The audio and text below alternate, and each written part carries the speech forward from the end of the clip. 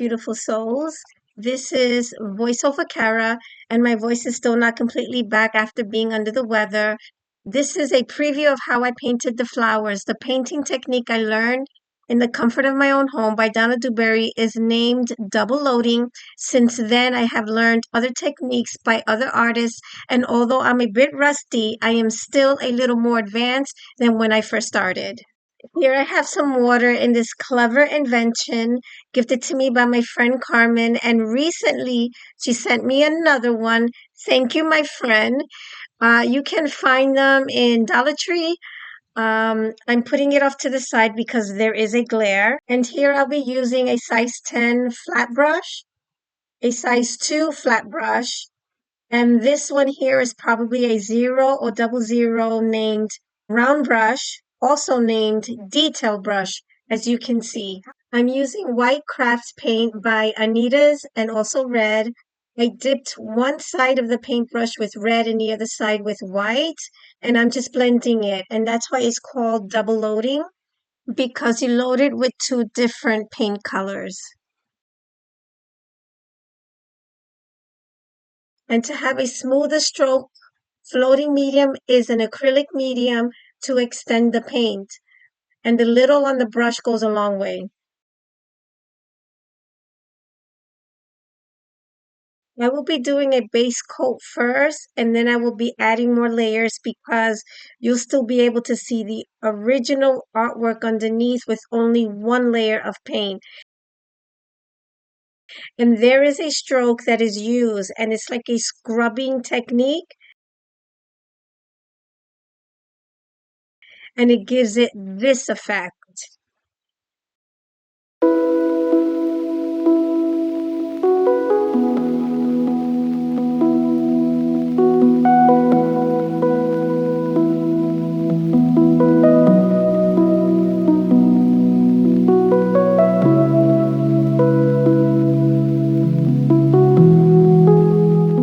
From time to time, I will be changing the direction of the brush where the white paint will be on the edge of the rose or the red paint will be on the edge of the rose. And after this has dried, I will repeat the same brush strokes.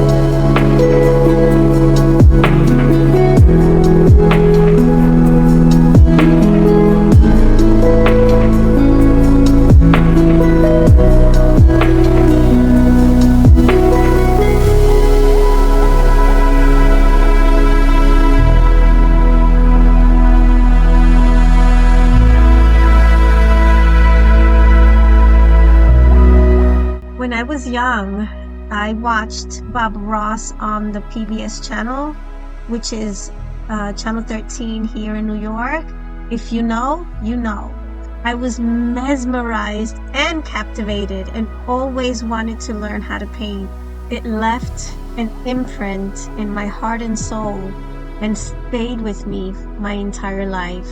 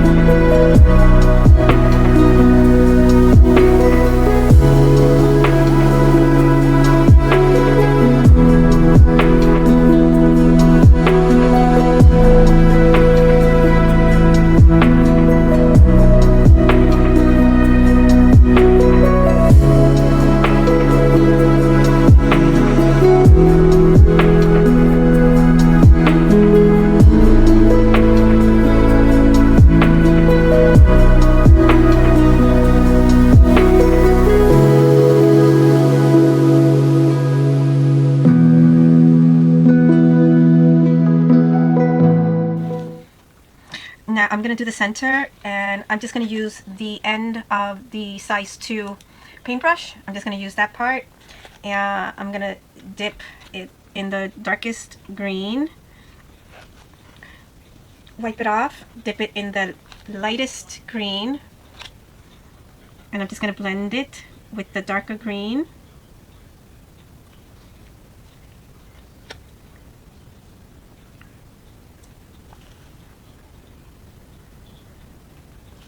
I'm going to add a little bit of white for highlight.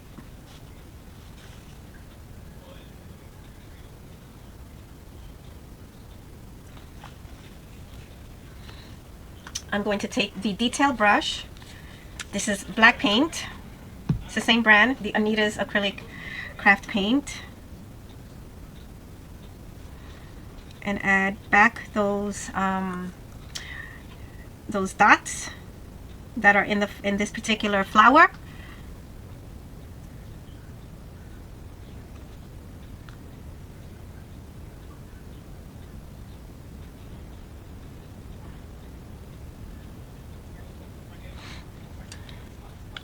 Now these leaves, you know, this doesn't really make out any leaf particularly like this one does, and this is the same stroke I use for the petals, so you know there's no difference in how I painted that and how I painted that. It's the same stroke. You know, depending on how I want to lay the flowers on the project, I just cut all of these leaves off entirely, because there's no definition here. There really isn't any definition as far as what is the leaf, what is the branch, what is the stem. So that just may get all cut off. So we'll see, or I'll just reshape it somehow. Now for the rose. Here again I will be adding a base coat and using the same brush strokes. However, when painting a rose, the angle of the brush strokes changes to create the petals.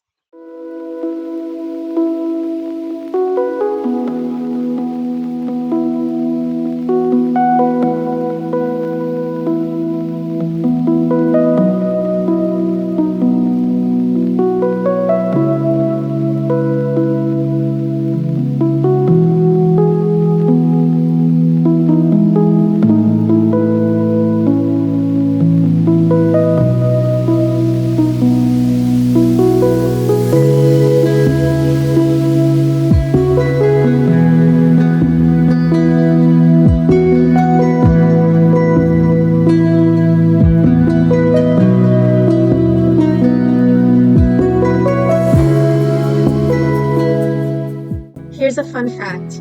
I almost gave up when learning to paint the rose, particularly the rose. I actually cried during the process. I got frustrated. I just couldn't get the technique. And then boom, a month into it, I finally got it. And I'm really grateful I didn't give up, because when you think about it, a month is really not that long. No one learns to ride a bike or drive in a day or two. It takes a desire and practice to want to learn.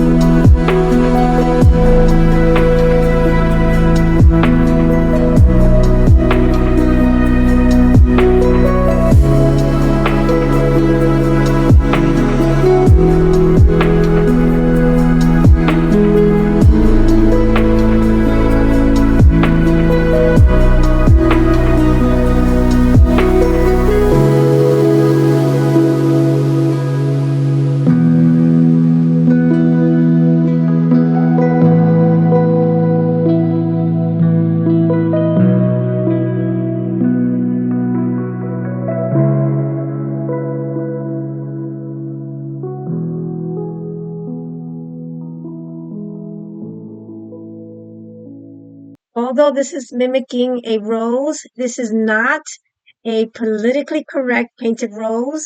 And that's because this style is named folk art painting and is closely related to toll painting.